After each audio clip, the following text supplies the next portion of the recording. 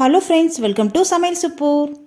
Chapati மீதமாயிடுச்சுன்னா evening ஸ்நாக்காகவும் night டின்னருக்கு morning பிரேக்ஃபாஸ்ட்டுக்கு இது போல் செய்து கொடுங்க. ரொம்ப ரொம்ப ருசியாக இருக்கும். குழந்தைங்க வேணும்னு கேட்டு சாப்பிடுவாங்க. அந்த அளவுக்கு சுவையாக இருக்கும். வாங்க இது எப்படி செய்யுதுன்னு பார்க்கலாம். வீடியோக்குள்ளே போகலாம்.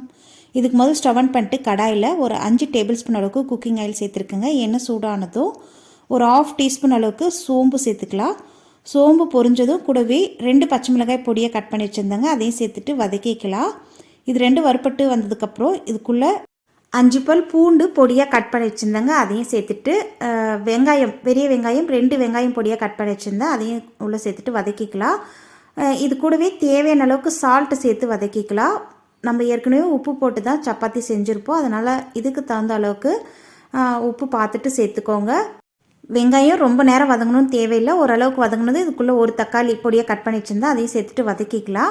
இது ரெண்டுமே ஒன்றா சேர்ந்து வதங்கி வந்துடும். தக்காளி நல்லா வதங்கி வரட்டும். பாருங்கள், இந்த அளவுக்கு தக்காளி வதங்கினதுக்கப்புறம் இதுக்குள்ளே தேவையான அளவுக்கு மசாலா ஐட்டம் சேர்த்துக்கலாங்க. 1 டீஸ்பூன் அளவுக்கு சாட் மசாலா சேர்க்குறேன். அடுத்தது 1/2 டீஸ்பூன் அளவுக்கு கரம் மசாலா, கூடவே தேவையான அளவுக்கு டொமேட்டோ சாஸ் சேர்த்துருக்கேங்க. நான் 1 டேபிள் ஸ்பூன் அளவுக்கு டொமேட்டோ சாஸும் 1.5 டேபிள் ஸ்பூன் அளவுக்கு சோயா சாஸும் சேர்த்துருக்கேன். அடுத்தது 1/2 டீஸ்பூன் அளவுக்கு மிளகாய் தூள் சேர்த்துட்டு இது ஒரு முறை நல்லா கலந்து விட்டுக்கலாம். கலந்து விட்டதுக்கப்புறம் சப்பாத்தி நான் இந்த மாதிரி கட் பண்ணி எடுத்து வச்சுருக்கேங்க. பாருங்கள், இந்த மாதிரி கட் பண்ண சப்பாத்தியை இது உள்ளே சேர்த்துக்கலாம். சேர்த்துட்டு நல்லா கலந்து விட்டுக்கலாம். ரொம்ப ரொம்ப சுவையாக இருக்கும். டேஸ்ட்டு மறக்கவே மாட்டீங்க. இது போல் செய்து பாருங்கள்.